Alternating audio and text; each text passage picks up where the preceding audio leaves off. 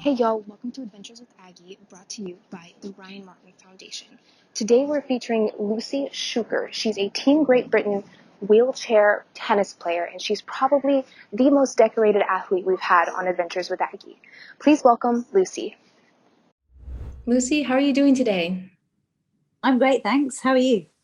I'm good. Thank you so much for coming on and sharing your story. But first, can you just kind of give me some background on who you are and what you do? My name's Lucy Shuker. I'm in the UK. I compete in wheelchair tennis as a result of a motorbike accident. I've been to three Paralympics. I'm hoping to go to my fourth one in just a month's time. And I've won two Paralympic bronze medals so far in the doubles, and have over 100 career titles, so singles and doubles on the tour. That's awesome. I think, congratulations, first of all. I think you're one of, if not the most decorated athlete that's come on the show, which is super exciting. We're cheering for you to go to your next games, which would be crazy. I feel like I keep saying it's a few months away, but it's not anymore. It's just a few weeks away. But Yes. yeah, I'm so excited. I'm so excited to watch. That's what I get up in the morning and then I turned on gymnastics downstairs watching Team USA and now we're doing this. But yeah, exciting. Cool. So I guess backtracking a little bit, when did you realize that you needed sport in your life? Or when did you find tennis? I think as a kid growing up, sport really ran in our family. So my parents were pretty active. They played badminton when they were younger. I had an older brother who's 18 months older, and my uncle plays badminton, and my brother picked it up, and then naturally I kind of followed suit. Um, so I think because my parents really encouraged sport, like school holidays, we would go to summer camps where there was everything that you could possibly play. So basketball, hockey, football. I used to do athletics, javelin throwing. But I found I had a natural talent for badminton, and I had a love of horse riding. So I had those two that were kind of really kind of a big part in my life. I'd say up to the age of 21 when I had my accident. Um, but I represented the senior county first team from when I was 16 years old, having played in tournaments like national tournaments around the country as a junior. Following suit kind of with my brother, and he went on to the international tour and travelled abroad to play badminton. But yeah, I found tennis as a result of my accident. Played it as a kid, just as a typical child, play park sites with family and with friends, but never took it seriously. Like badminton, it was such a different sport, and that was like the serious one. But had my accident, and when I bought my first wheelchair, it was through a company called EPC, and the owner of that disability shop is a guy called Pete Norfolk, who at the time was one of the best in the world in the quad division. He was nicknamed the Quad Father, and it's down to him that I kind of found tennis because when you got talking, I was 21 years old at the time, and I'd said that I played badminton, and he straight away went, "Try tennis. I'll lend you a tennis chair." And I tried it, and I've never looked back. That's an awesome story. It just kind of happened, I guess, naturally, I guess, but that's super cool. How did a follow-up to that? How did the transition from badminton to tennis go? And I guess what were some of the differences as far as a chair goes for those things? Good question. I think the like tennis and badminton are, as much as they're racket sports and their hand-eye coordination, they're very, very different. Obviously, one's with a shuttlecock and the other one is with a ball that bounces. Um, so I think naturally I had that hand-eye coordination. I think in terms of when I'm playing tennis, I've got good volleys and good hands, like at the net using drop shots, which really kind of has really helped, I think, in my career. Um, the initial thing that I really struggled with was holding a racket, moving a chair, while still kind of learning your body because it suddenly only a quarter of it worked. So I had no core muscles. I obviously was using a chair that wasn't made for me, and I was kind of learning what I needed in terms of straps, in terms of support. So I suppose the first couple of years was just kind of exploring it, finding it that I actually enjoyed it was the first thing. It kind of gave me some, like a bit of like a buzz, which when you've kind of woken up and you've had an accident and suddenly your body, you're no longer able to walk again, it was a pretty big shock. And even when you go back to that time, it was at a time that the internet didn't exist. So I'm quite old. But yeah, going back to 2001, no social media, no Facebook, no Instagram. So you didn't really know I didn't really know what I'd done to myself. I thought I could be fixed. But when it showed that I'd severed my spinal cord and it wasn't possible, suddenly it was kind of like, what am I going to do, and what's out there, and what's my life going to be like? And at times I struggled with that. I lost my identity, I lost who I was, and kind of my self-confidence. And I think from finding tennis, that kind of really helped me to find me again, and kind of find a love for life, and like being pushed outside like your comfort zone and being challenged. Definitely. You've already answered my follow-up question for you, which was, I guess, what have you learned about yourself from playing tennis? If you want to add anything, feel free. But I think that learning about yourself and who you are and what you're capable of is really, really awesome. That was what the sport brought you. I think like tennis challenges you in so many ways, but there's so many benefits, like socially, mentally, like it's good, whether you play it recreationally and you're not very good, and you just play it with friends and family, or whether you take it to like the highest level possible. And I found the sport, and I found that I became quite good at it. I was told that I was probably too disabled to play the sport to be able to compete with the top girls. But I suppose that didn't stop me. I enjoyed it. I kept getting better, and then I started competing, and then I kind of found that I just missed out on Athens Paralympics, but that wasn't from trying to qualify. It was just I'm starting to play this sport. And then I qualified for Beijing, which was like the real kind of the Beijing Paralympics, which was like the first kind of, I've made it, I've qualified for Paralympics. And then I lost to the bronze medalist in a close match. And that was the moment that I kind of thought, I could actually become quite good at this. And, and trained, fast forward 4 years, went to London Paralympics. We achieved a medal in the doubles, a bronze medal.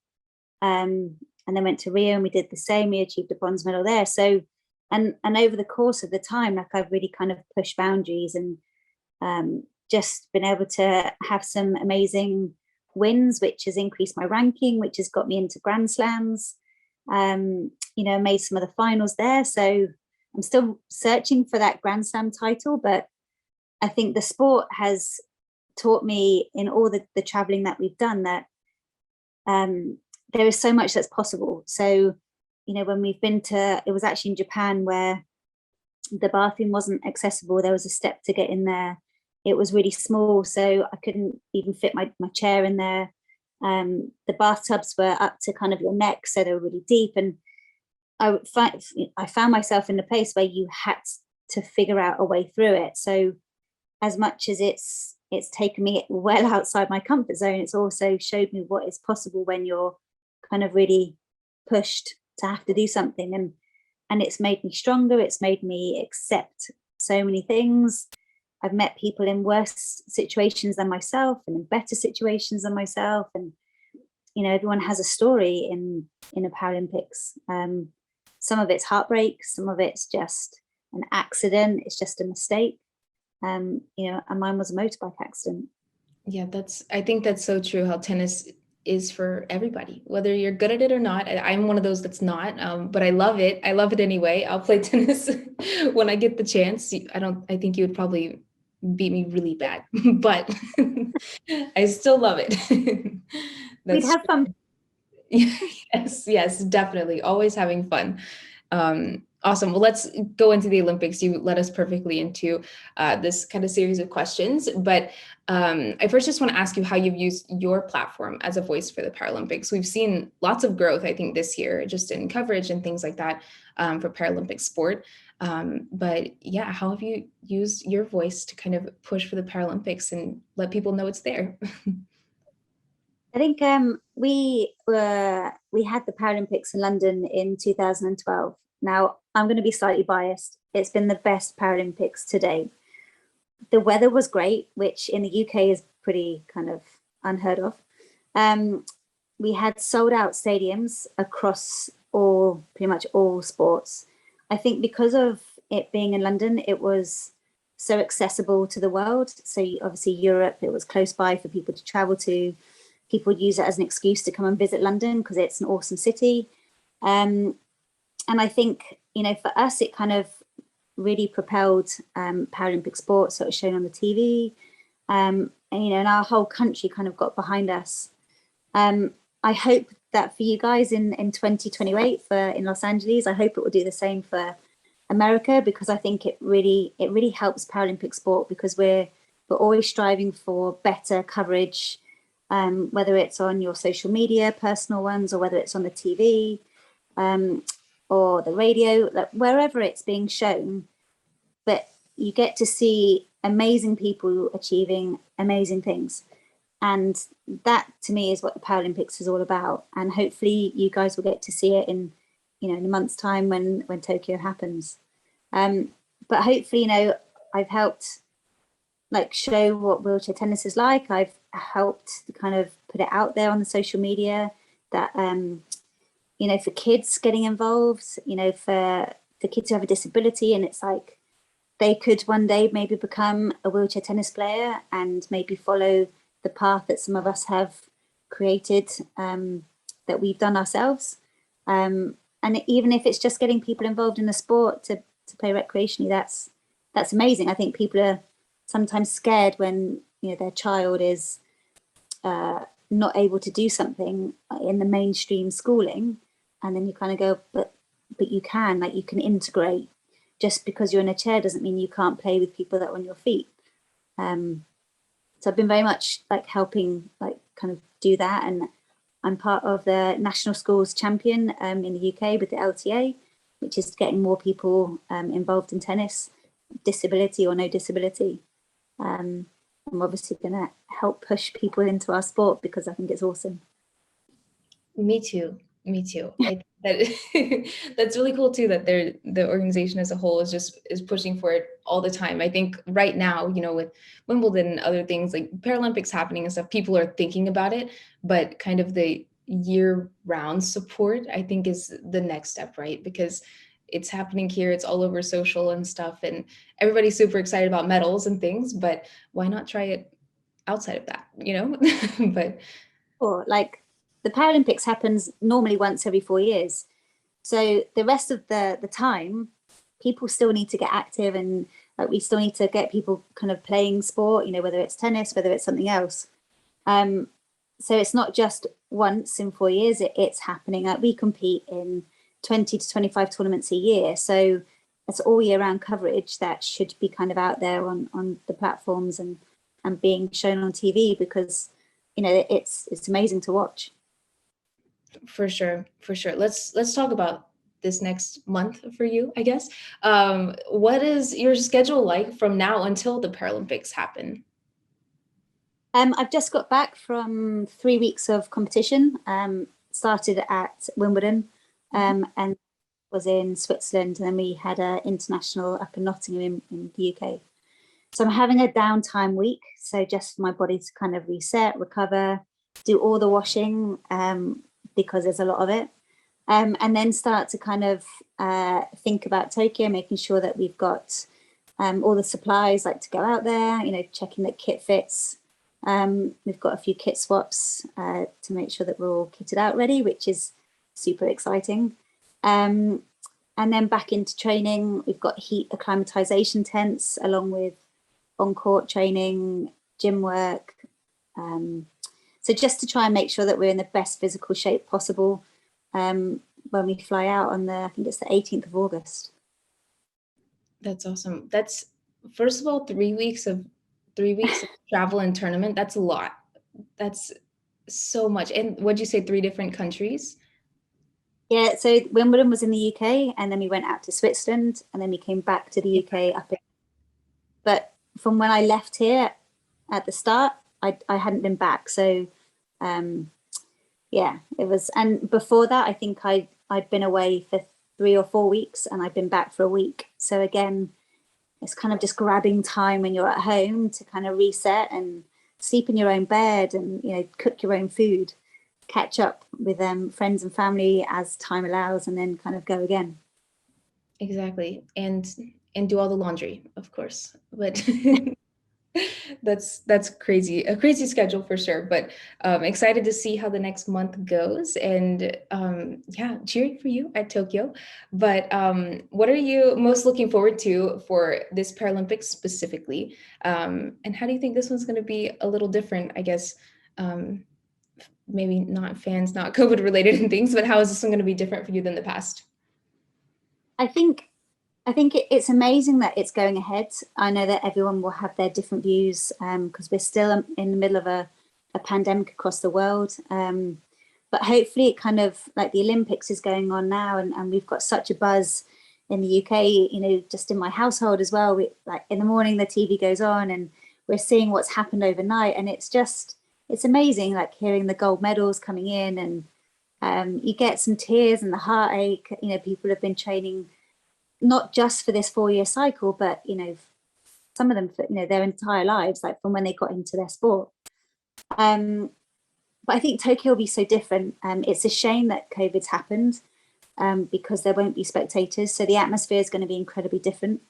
We've obviously benefited from the tour continuing throughout this. After the initial break at the start, so we know what it's like to play when there's no spectators around, but you have to kind of find it yourself. Like you have to play for yourself and create the spark in your own mind when you're going out there and performing.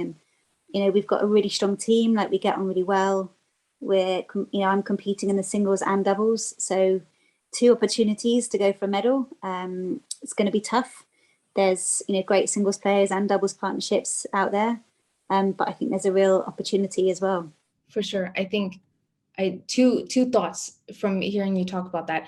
The first thing, I think tennis is great because it's pretty social distanced. Like I feel like you're pretty far away from the other person, which is great. So that's awesome. And I think that's why like people like myself and my sister during COVID, we would go hit around at the court here. And I think it was pretty common for people to do that. So that's great for your sport. I'm super excited about that. It seems safer than some other ones, but yeah, for sure. Like even I went to my local courts. Yeah. In COVID, and at the time it was Calthorpe Park, and it was great. Like it was where I first started playing tennis. Mm-hmm. When I was probably 4, 5, 6 years old, and I went back there. Now at this stage in my career, and it was lovely to see like just families coming out that obviously don't really play, but are just getting out and playing because it's a sport that was allowed to be played. When COVID was had its like kind of quite tight restrictions. Exactly. One of very few sports that was allowed to be played, I think, too, which is really special. But yeah, and then my other thought here, you talking about kind of your mindset and things. This is a question that I kind of ask lots of guests, but I twist it a little bit, kind of talking about mindset. But what goes through your mind, like I guess the few seconds before like the first serve of the match, or like right before you're starting? I think when you're kind of getting into a tennis chair and strapping up, you're like, yeah, I'm ready for this. I've done all the work, I've done the hard work. And then it's a case of go out and enjoy. And, there was a time that we couldn't go out and compete. So right now it's a case of making the most every time you step out on court. And I play the sport because I love the sport, and it has its highs and it has its lows. But it's also knowing that a win or a loss doesn't define you as a person. So yeah, right now, recently I just got to the Wimbledon final in the doubles, and we lost in the final. We lost in the tiebreak in the second set. So it was really close, but we beat the top seeds to get there. So on the first day, we had this amazing high from winning, and then taking out the top seeds, and then we get into the final, and then we lose in the final. So, you know, it's runner-up again at the grandstand, but it's also going, do you know what? I've loved being there. It's an honor to be at Wimbledon. It's where kind of the heart of tennis is in the UK. It's, you know, people all around the world watch it, and, you know, I've got to play there. So it's kind of remembering the really good things that come with, you know, some of the tougher times. That's a really great answer. I've gotten some weird answers, I guess, for the mindset question. Somebody told me that they were thinking about like the newest Cardi B song or something that came out. It was really interesting, but I'm glad to see that you're focused. You got your mind locked in. But I think that's super cool though about Wimbledon, how like you can't help but think of the history behind that tournament and all the people that are involved and watching, which is really cool. Because I know like Wimbledon is one of those things that casual tennis fans, I guess, or maybe even people who aren't tennis fans will turn on because it's there, which is awesome that you realize that too while you're in it and it's happening. But let's see, last question for you. I end all of my shows on advice. So what is one piece of advice you would give to younger Lucy? I'd say the one bit of advice would be enjoy the journey and be kinder to yourself. But, you know, pretty much like the sport is, you know, it can be excruciating at times. It can be so tough, you know, the wins and the losses. But it's, you know, enjoy the journey, like be okay with sometimes not being okay, be okay and embrace being pushed outside your comfort zone, and being challenged, because the reason you're being challenged is to be made to get better. And at the end of the day, you want to be the best version that you can be, whatever that is in life. And for me right now, that's in my tennis career. So yeah, that would be my advice. I love that. I love ending the show on this too, because hopefully somebody's listened to this whole interview and they think, oh my gosh, Lucy's so cool. And then they're like, I'm going to go out and be my best self today. I hope that's what they take away at least. But yes. It's all anyone can ask of anyone is, you know, in that moment, you might be having a really bad day, but, you know, if you can do it to the best that you can do on that day, it's all you can ever ask. Definitely. Totally agree with you. Awesome note to end on. But Lucy, thank you so much for taking some time out of your rest week to speak with me. It's a pleasure. Thank you for having me. And yeah, stay safe. Take care. Yes. Thank you. Lucy, thank you so very much for coming on the show and sharing your story. Stay tuned for more episodes featuring student athletes at the Ryan Martin Foundation coming next week.